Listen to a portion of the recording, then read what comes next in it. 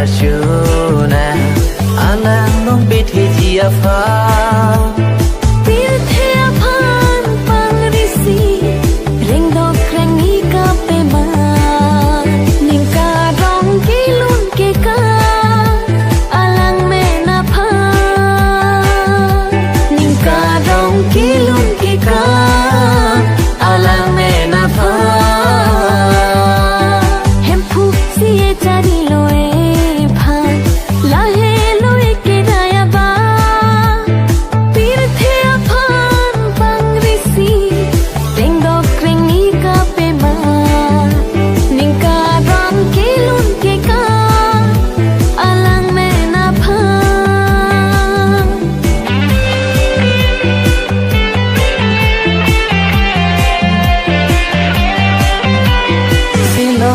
abang ta cicarsi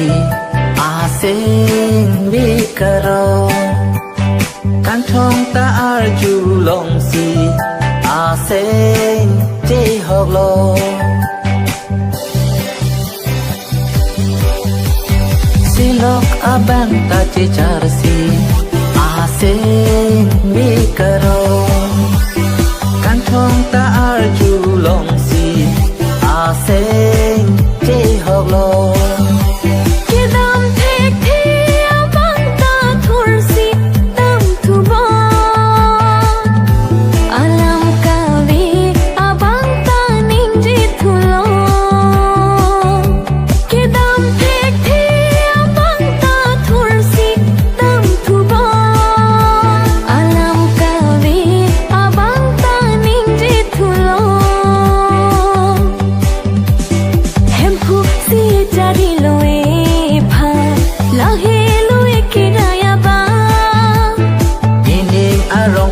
arjuna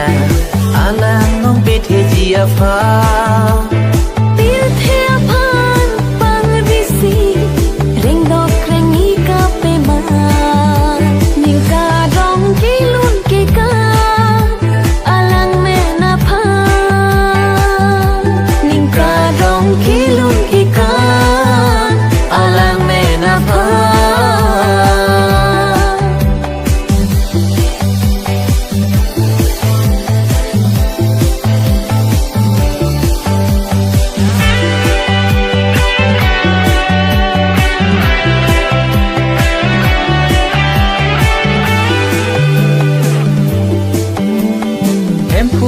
kem te kang doa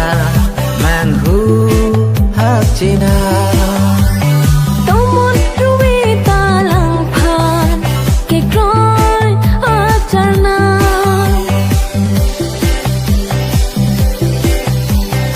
empu ke kem te kang doa manhu hak cina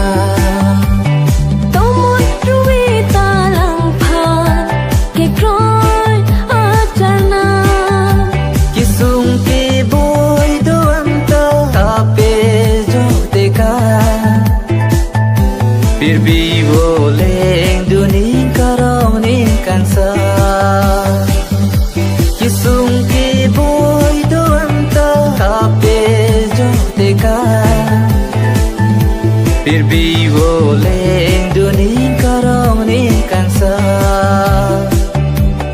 hempu si jadi loe pha lahe loe ke daya ba ini arong penro arjuna anang nong bithiji apha